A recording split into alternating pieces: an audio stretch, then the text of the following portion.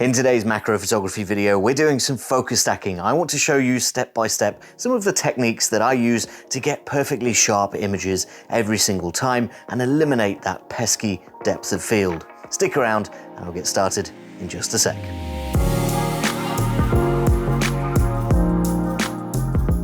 Hi guys, I'm Ben from Adaptalux and welcome back to another macro photography tutorial where today we're talking about depth of field and focus stacking.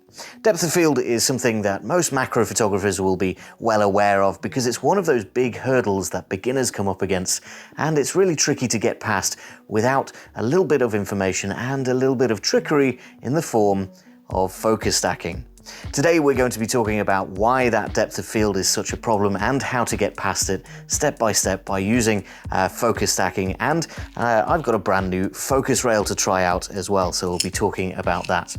The subject that I'm going to be shooting today is buttons. I've got some different coloured packs of assorted buttons. I just think that these will make for some really nice demonstration subjects to show off that difference between the soft, shallow depth of field look and how they can be improved vastly by doing some focus stacking. So I'm going to set out some buttons, get some equipment out, and then we can start talking about how to focus stack.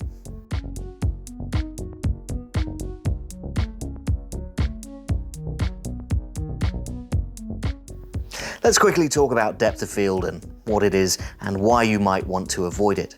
Depth of field is that shallow look that you get in close-up images. The more magnification your lens has and the closer you get to your subject, the less of your subject will be in focus at once. This manifests as a really blurry background or more often than not a blurry foreground as well, and you'll just see a little slither of your image in focus at once. And we're actually going to be using that as a point in our focus stacking. We need to be aware of how much of our image is in focus at once, and we're going to be moving that point of focus through our image, taking lots of photos as we go. So a focus stack, as the name might imply, is actually many photographs stacked together to create one image that is completely in focus. The way that we approach this is by using a focus stacking rail. There's a couple of other techniques which I'll mention in a moment, but I'd highly recommend having a focus stacking rail at hand if you want to try this out. So let's talk for a moment about focus stacking rails. We've got a couple of different types just here from a couple of different brands. In fact, this one, I'm not even sure what brand it is. It just says Shoot on the back. It's maybe a newer one or something like that. It was very cheap on Amazon, but this has been serving us quite well for a long time, but it's time for this to be retired. This is a 2-axis focus stacking rail, so the camera sits up here and you can move it both forward and back, but also side to side using these little dials on the sides. However, this thing is, well, like I mentioned, it's very cheap, it's quite rickety, and it's really not very good for focus stacking in any kind of detail or precision. So we are retiring this in favor of a brand new one, which is a lot more solidly made. It's only got one axis, but there's a few features on here that I really like, and we will talk about those. But this one is from NiSi or NiSi, I'm not sure how to pronounce that, but it comes in a lovely bag as well. We're going to be using this one today, and I'm going to be walking you through focus stacking with it. So let's take a better look at this thing while it's all set up on the tripod. So this is the focus stacking rail, camera and tripod setup. You can see that I've got it pointed down at my table here where we'll put some buttons in just a moment, and we're going to be moving the camera forwards and back through this shot of the buttons so that we can get all of the depth in there. And that's what this rail does. So we've actually got this attached down to an overflex tripod with a ball head so that we can move the whole thing around and point it where it needs to be. And this is a Sony a7 III with a 100mm f2.8 Tokina macro lens on the front. But what we're interested in for now is this focus stacking rail. One of the first big advantages of this one over our cheaper one is actually that this one has Arca Swiss plates on both the bottom and the top. So there's a quick release plate on the top here which attaches to the camera, but the bottom, as you can see here, is actually just Arca Swiss, so that goes straight onto the tripod, and that saves a lot of time attaching and detaching the camera from the top of here and retrieving quick release plates from the bottom of here as well. So this can just attach to any Arca Swiss tripod, which is really handy, to be honest. It's something that I didn't really realize I needed, but taking this thing on and off your tripod all the time is really annoying if it doesn't just have that Arca Swiss standard capability. The next thing that I'm noticing here is actually that this camera is at a really steep angle. This old one, it would tend to slide forward really easily if you didn't have it completely flat. So just the weight of the camera would push this thing along. You can see that I'm not actually turning that wheel at the back. So this one it's got this big screw down the middle, which will stop it from moving when you don't want it to. Then you just turn this lovely smooth dial at the back and it will move the camera at really small increments. You can see here that this is barely moving the camera at all, only a few millimeters at a time, which is perfect for really close focus stacking. If you need that precision, you need a nice, precise, really accurate focus stacking rail like this one. Now, I should say that we're not sponsored by an NiSi or anything like that. We bought this because we needed it, and it's just a really good improvement to this really cheap one. So if you're thinking of getting into focus stacking and you have a choice between a cheap focus stacking rail like this one and something a little bit more expensive, I certainly would recommend splashing out for a nice rail. However, this thing has done as well for quite a long time, so if you just want to try it out, something like this would be fine. But this is certainly going to improve our images considerably. One of the things that we get asked quite often is, can you focus stack like this without using a tripod and focus stacking rail? Well, technically the answer is yes, it is possible. Is it very difficult? Yes, also. Do you need some very high-end cameras with automated focus stacking built in? Yeah, that helps, but even with all of that, this is the most reliable method. Keeping the camera still is pretty critical. The only movement what you want in your images and your focus stack is that front to back movement. Anything else that changes, say the composition or the lateral movement or the subject moving around, all of that will create weird ghosting artifacts and ruin your focus stack. So you want your subject to stay completely still, you want your tripod still, and your camera still, with the exception of that front to back movement provided by the focus stacking rail. Now, with everything set up, we can start to think about what else we need to capture some nice images of our buttons. We're going to need some lighting. So this is our lighting setup. This is the Adaptalux Studio. It's sat down here on a little mini tripod.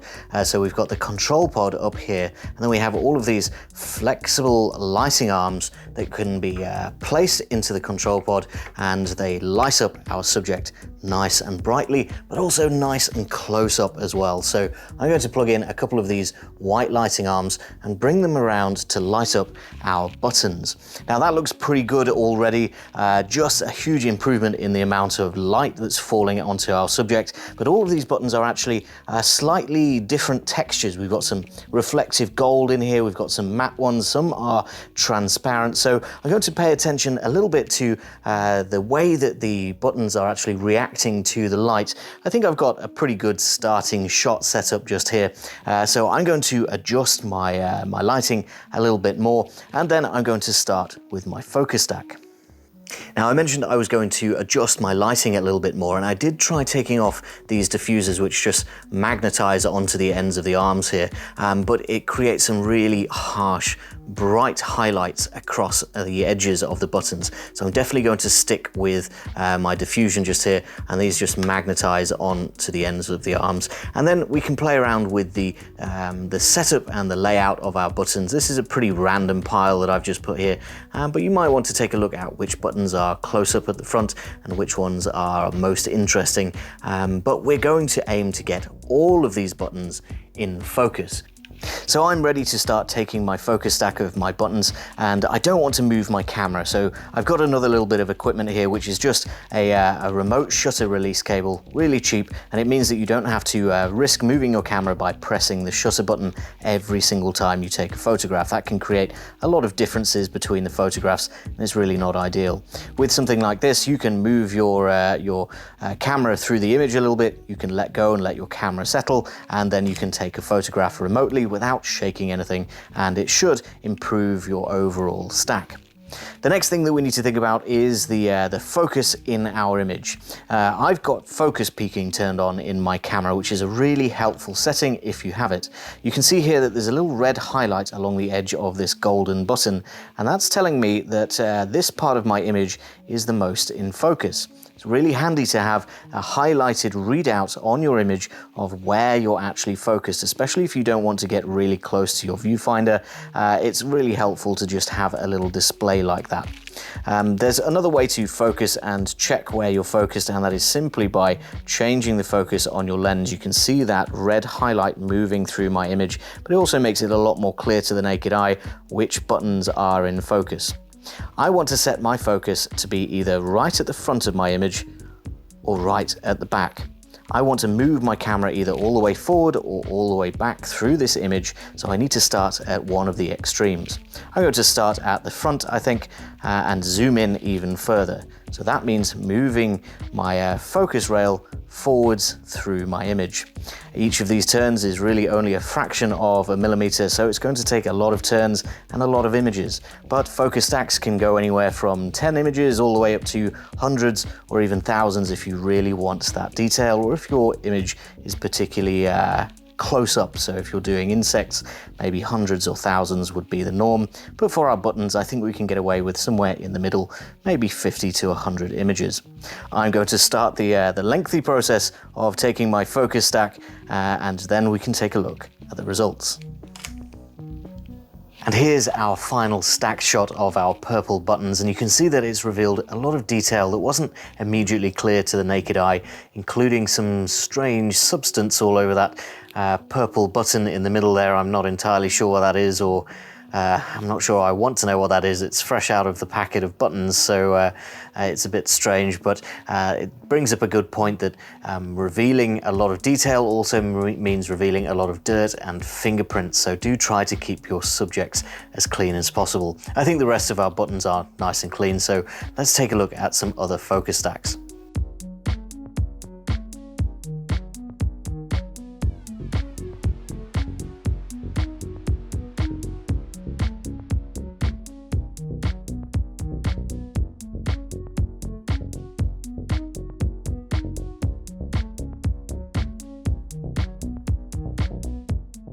Focus stacking, I think, is one of those subjects that every macro photographer should try out at some point.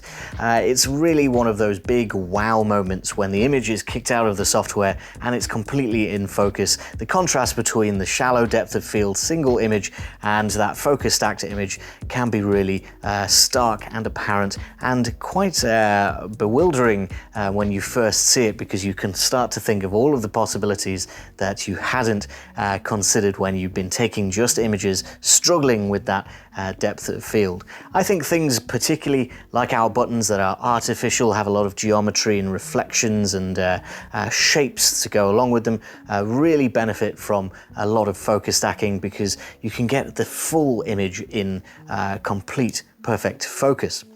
Things like product photography and insect photography with a lot of detail can really benefit from focus stacking, whereas things like abstract image and really artistic shots can sometimes be lessened when they're completely in focus. You might want some blurry backgrounds and bokeh in the background or foreground just to make it a little bit more mysterious as to what the viewer is looking at.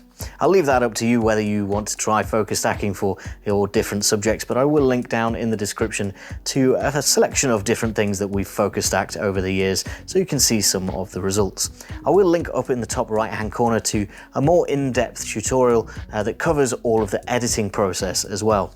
We've edited all of these in Helicon Focus, which is a standalone piece of software, and it really doesn't take that much explanation to go through, so I'm not going to show you the entire process right now. It really is just a case of grabbing your focus stack, dumping it into the software, and usually just pressing play. There are some more settings that you might want to fiddle with, but that's a little bit advanced for the time that we have today. Before you go, I'd also like to know in the comment section what you think to these kinds of focus stacking rails. Would you prefer something cheap and cheerful, or a little bit more expensive, or perhaps even an automated focus stacking rail, which again, we've taken a look at before? I think this thing's going to be featuring in a lot of videos going forward because it's a really nice bit of kit and it's very, very precise, as hopefully you can see from the images that we've got today. That's all that I've got time for now though. Thank you very much for watching, and I'll see you next time.